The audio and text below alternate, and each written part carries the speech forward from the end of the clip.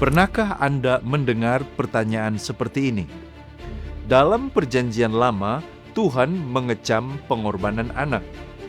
Tetapi dalam kekristenan, bukankah Tuhan justru mengorbankan anaknya sendiri di salib? Lalu muncul tuduhan. Bukankah itu tidak konsisten? Mengapa Allah melarang sesuatu tetapi melakukan hal yang sama? Ini adalah pertanyaan yang serius. Dan kalau tidak dijawab dengan benar, orang bisa melihat Allah Alkitab sebagai pribadi yang kontradiktif. Pada episode ini, kita akan melihat apa sebenarnya yang dikutuk Allah dalam Perjanjian Lama.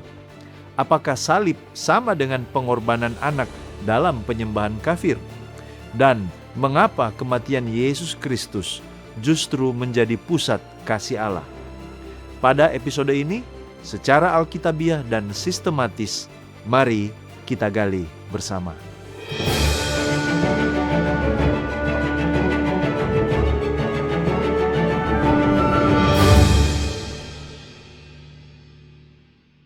Pertanyaan pertama, apa yang dikutuk oleh Allah dalam Perjanjian Lama? Mari kita mulai dari teks Alkitab, Ulangan 12 ayat 31. Di sana dikatakan, mereka bahkan membakar anak-anak mereka dalam api bagi allah-allah mereka.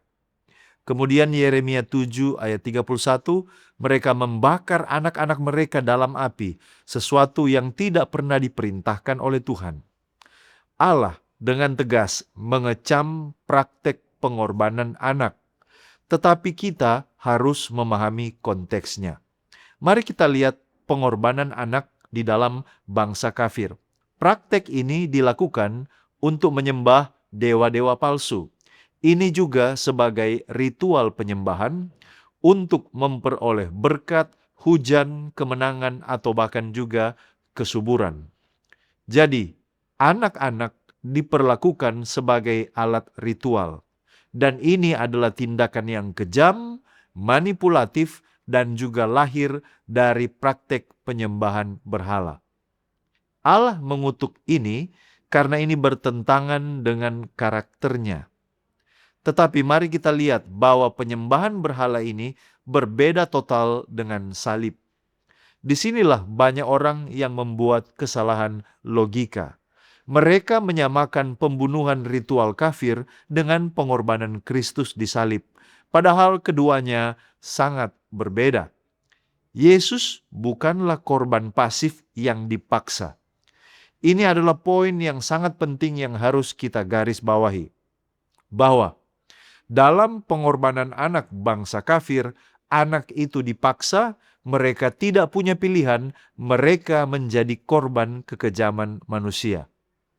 Tetapi tentang Yesus, Alkitab berkata Yohanes 10 ayat 17-18, Aku memberikan nyawaku, tidak seorang pun mengambilnya daripadaku.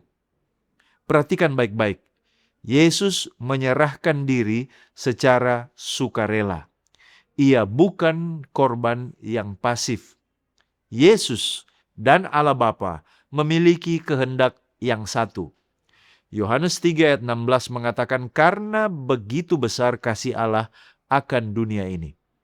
Jadi, salib bukan Bapa yang kejam terhadap anak. Salib adalah Allah sendiri yang turun menanggung dosa manusia. Dalam iman Kristen, Bapa itu mengasihi dunia, lalu kemudian anak rela datang ke dunia, lalu Roh Kudus bekerja untuk menyelamatkan. Ini adalah tindakan kasih ilahi, bukan kekerasan ritual. Mari kita lihat cacat logika tuduhan bahwa Allah itu tidak konsisten. Kalau kita analisis secara logis, tuduhan ini memiliki masalah yang serius. Yang pertama yang disebut false equivalence atau penyamaan yang palsu atau keliru. Menyamakan dua hal yang berbeda secara fundamental. Pengorbanan anak kafir itu dipaksa, itu untuk menyenangkan dewa, dan itu dilakukan manusia berdosa.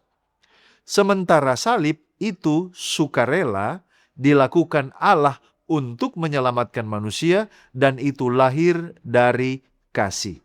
Jadi, itu bukan hal yang sama. Yang kedua, pendapat ini mengabaikan identitas Yesus. Dalam kekristenan, Yesus bukan sekedar manusia biasa.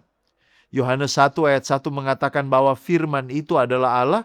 Yohanes 1 ayat 14 mengatakan firman itu telah menjadi manusia.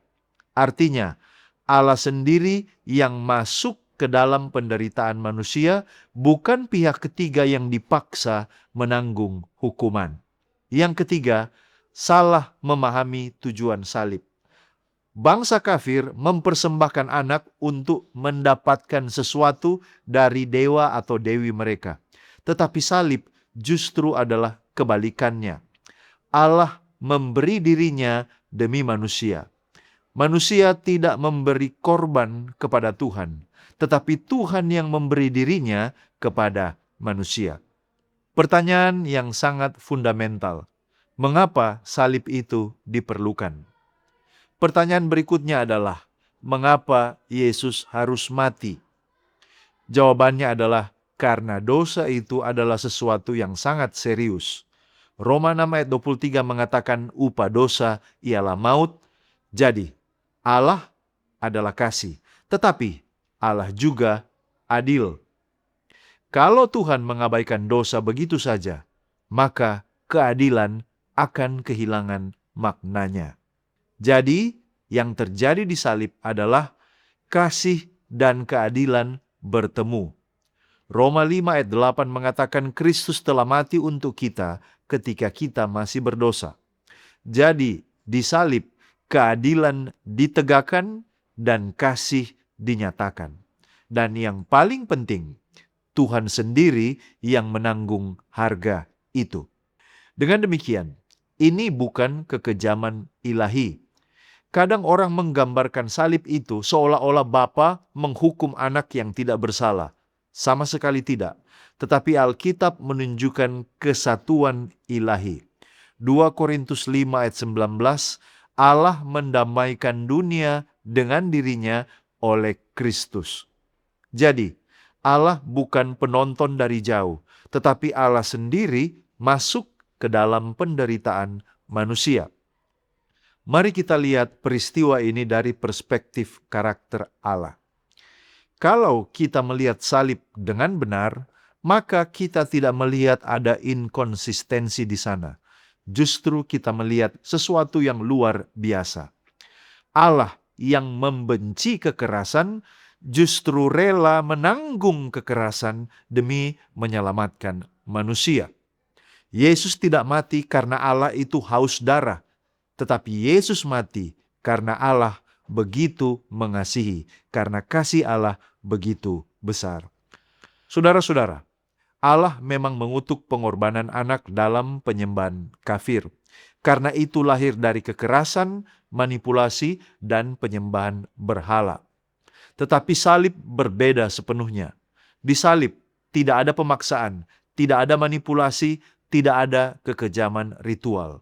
Yang ada adalah Allah sendiri turun, datang menyelamatkan manusia. Dan mungkin inilah perbedaan terbesar antara Injil dan agama manusia. Manusia selalu mencoba memberi sesuatu korban kepada Tuhan. Tetapi di dalam Injil, Tuhanlah yang memberikan dirinya bagi manusia. Pertanyaannya sekarang bukan apakah Allah konsisten, tetapi bagaimana kita merespon kasih sebesar itu? Karena semakin kita memahami salib, semakin kita melihat bahwa Allah Alkitab bukanlah Allah yang kejam. Dia adalah Allah yang rela menderita demi menyelamatkan kita. Sekian dari saya, mari kita menggali firman Tuhan untuk memperluas wawasan dan mengharapkan terjadi pertumbuhan kerohanian. Jika Anda merasa diberkati dan dicerahkan oleh pembahasan ini, silakan bagikan video ini kepada orang-orang terkasih. Kita akan berjumpa kembali pada episode berikutnya hanya di Depth Insight Growth. Tuhan Yesus memberkati.